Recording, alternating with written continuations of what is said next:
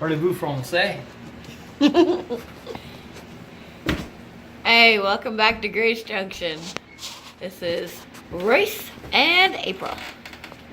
And he, and I was assisting, but now I'm just holding this thing, is doing a knockdown stomp texture on the walls. I'll show you how you do that. Do a paint roller and load up the mud on the wall. You want the mud about the consistency of pancake batter. So when you put it on there, it lays out, and then Yeah, show them that better. Gloppy. gloppy, but not too gloppy.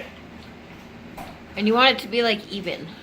You don't want it like thick over here and all thin over there. No, you want to lay it out even.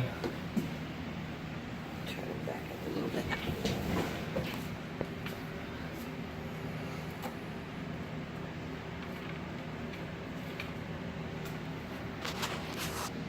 Are there any tips for this? Yep, Or don't just be bashful. practice? Don't be bashful, it isn't, it's just mud. And if it's uneven, you can always kind of fix it as Hey, long as you don't let it dry Just first. work it out a little bit more. And I guess if you do let it dry and you messed it up, then you Then can you just just go sand over it it. down and go over it. Or you just go over it while you're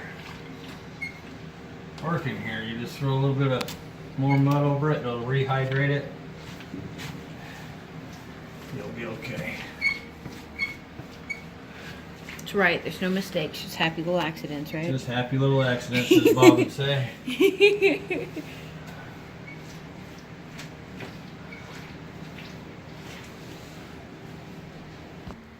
Okay, there we go. We got a slightly better angle here. You can see a lot more than you could before. And we can see more than the back of your head. Okay, so what were you saying? Just, you know, when you're laying it on, just kind of, you can tell once you do it that it's laying on evenly. And then you don't want to let that get too dry ahead of you there where you first started, so you don't want to get too far. You want to back up. All right, and then you grab this guy That's here. the stomper you use, and it's the same one that you would use on a ceiling texture. Yep. This is a double stomper. Is that what the pros use? No, just, That's what we use. We're painters, we're not drywallers, so. yeah. But we know how to do this.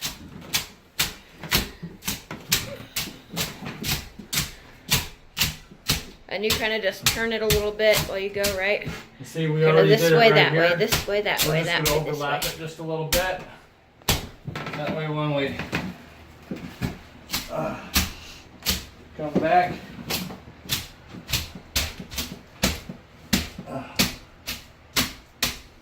See how his hand is turning just a little bit? To get a variation in the pattern. Yeah, just get a little variation. You'll see, if you watch a lot of drywallers do this, they will have kind of their own signature pattern. I think you do. It's like the Royce stomp. All right, You can't really see the texture up there.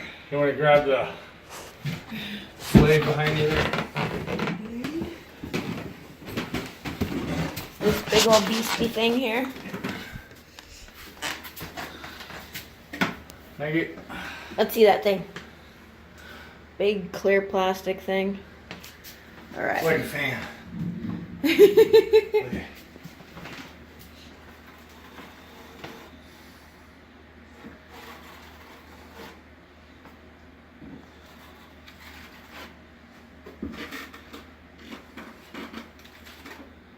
Now you see I started down there at that edge, especially on stairs like this, and I pull it, turn it, and then I pull it up. But the way I try to get everybody kind of going the same way there. See, he's not like laying it completely off. He's just kind of taking the peaks off the mountains. Yeah, just taking the piece off. And then, if I got any, like, see these little waves right here? I don't know if you can see those, but I could just sand those out once this dries. See how there's like Or ripples going across here I could just take and go like this. from where the Just try to lay it out. blade See how it left a stuttered. little thing there. It'll be okay. This is just a texture. And great thing about this texture is it has a whole bunch of variation to it. So it's kind of hard to go wrong here. Like trees. Like raising goats. Oh, okay. Everything's like raising goats. So the hardness for this, like how difficult it is, on a scale of 1, which is like a preschooler finger painting, and like 10, like professional contractor, like how easy is this to figure out, you think? Oh, I think you should be able to figure it out like on a, I don't know, 4 or 5. Okay. This ain't that hard. Anybody that's See the texture that it produces. okay with a little. I mean, what you gotta get over, you gotta get over the perfectionist part of it. Yeah. Because it's not gonna be. It's an art. It's a knockdown. Yeah. Anyhow, so let's go back that way.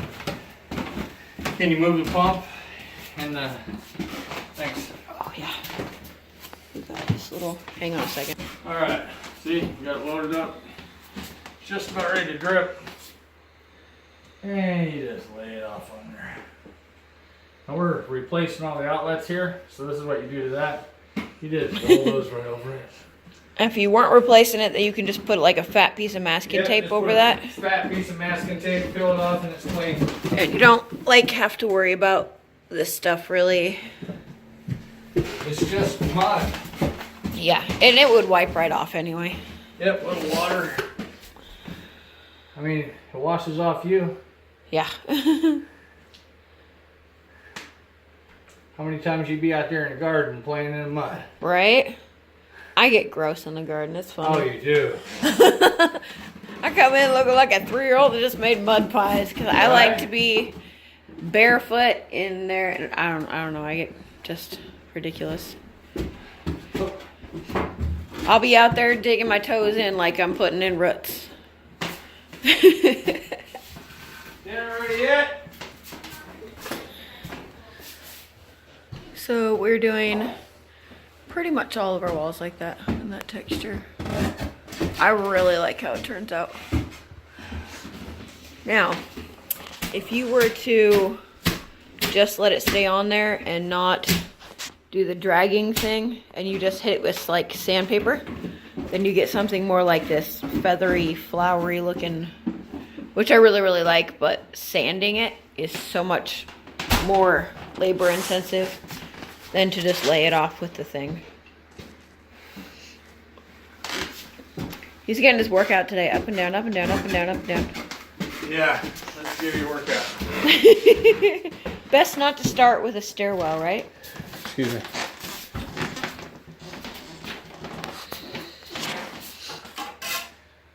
This bathroom needs a little work. So like on this?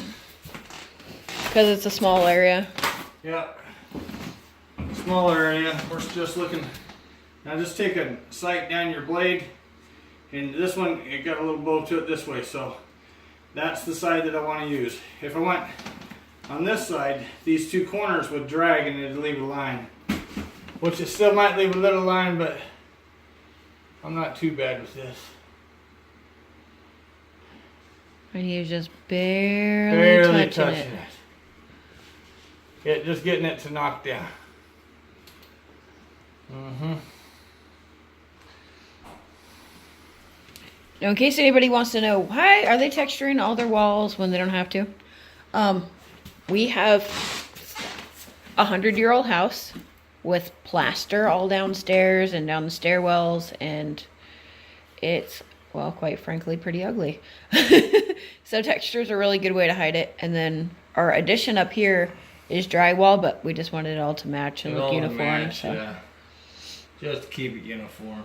I mean, we could have ripped out all that plaster and put in drywall, or you just slap a little texture on it. And you know, the next people who own this place might. Yep. But that's not on ours. Or they'll hire someone like us to come and sand off all this texture and paint it. Yeah. I doubt it though. This is a pretty good. Well, I mean people who don't like texture. Yeah. Because those people are out there. Yeah, they are. Like All people right. who don't like textured ceilings. Let's call that done and go eat dinner. All right. Thank you. God bless, and come back and hit that like button. Bye, guys. Have a blessed day.